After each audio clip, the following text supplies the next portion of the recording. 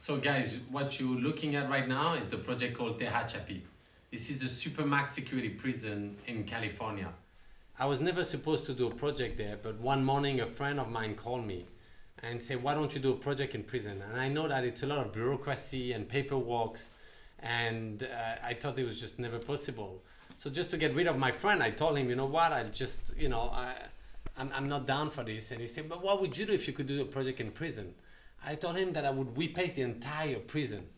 He called a guy called Scott Butnick, who works a lot with prison. He told him that I was okay to do a project in prison, which I was not. And that guy called the governor of California. Well, it happened that the governor of California, who didn't know my work, remembered that he was in one of my projects years before in the mural of San Francisco, which is called the Chronicles of San Francisco. And he was one of the 1,300 people in that mural. So when he connected the dots and said, oh, that's the same artist, he said, sure. Before I was a governor, I was in one of his murals, giving full clearance for any prison in the state of California.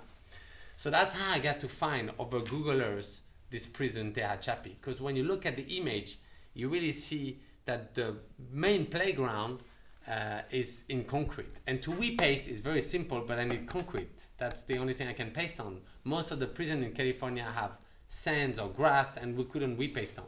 So I looked at that and I said, what about this one? They told me it's one of the top 5 most violent prisons in America.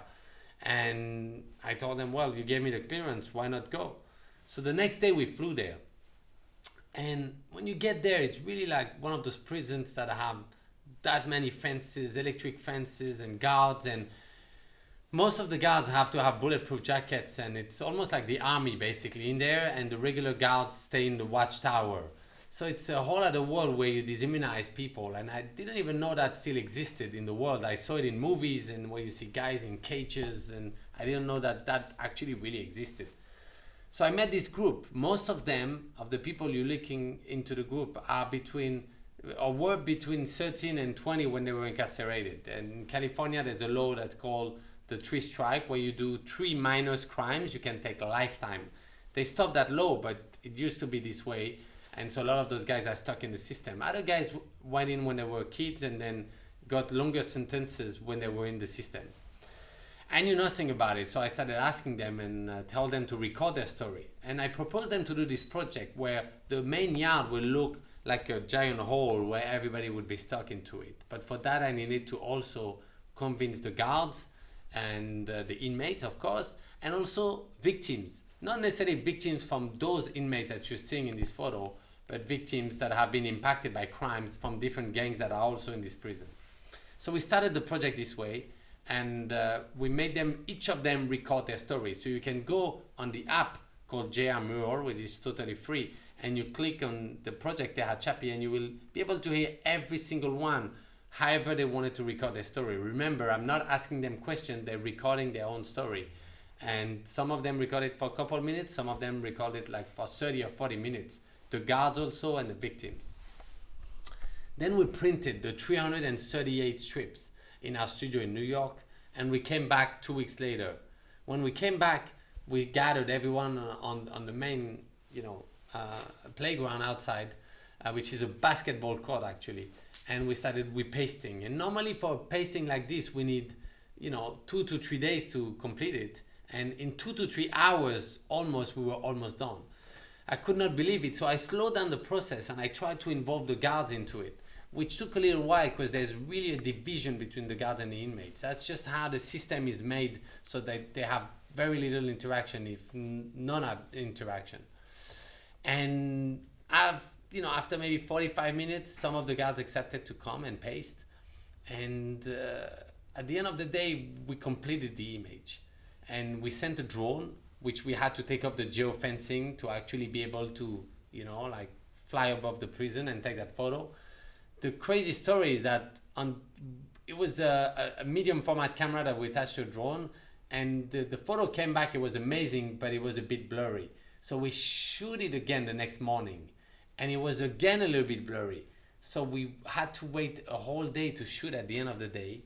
So we had to maintain the pasting in the middle of the prison, but because of the very heavy sun in the middle of the desert where this prison is located, we had to constantly repaste the paper that would crack. And very little people know this story because we were only like stuck there with the inmates trying to maintain this pasting until we could shoot it properly that next day. Then we kept on coming back to this prison. And what we realized is by coming back and creating different workshop and different pastings, we pasted the mountains on the back of one of the wall in level 4, which is the highest level, onto the main wall, then the walls would disappear. What happened is that by the time we came, and 3 to 4 months after that, already 1/3 of the inmates had been moved to lower security prison because they realized, oh man, those guys are not that dangerous. We've seen good behavior, and a lot of the guards that have the chance to interact with them let them go to a level 3, which is, very less strict rules, which is for them a complete change of life.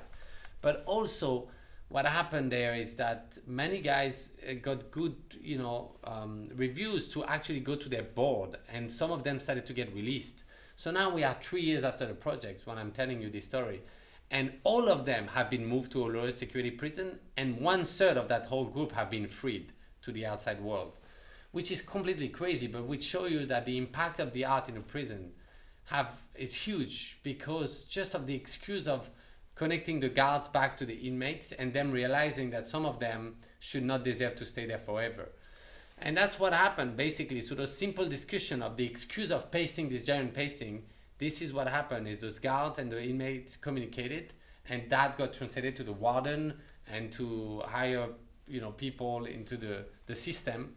And then when those guys came to their board, and they could share about this, and their story being heard outside. And you can find a lot of those stories actually on my Instagram as highlight stories. You can see how we, filmed it inside, because I was allowed my phone in there because I had a full clearance. So I could film literally in the maximum security. And those guys would realize how their story would shine on the outside. So you'll find the story of Kevin with a swastika on his face and what he became today. Now he's released and he removed his swastika when he came out. You'll find the story of many of those guys like Corey, who find his girlfriend, who was his childhood lover, that saw him on Instagram, and she became a lawyer fighting for freedom and justice and social rights, and then find him 15 years later on my Instagram about this project. They reconnected. Now they're in love and they are together, even if he's still in prison, and he should be getting out within the year now. And you have lots of stories like that, because a lot of those guys, their children would not necessarily come to visit them, and after they got to hear their stories on the audio, they would actually visit them every week.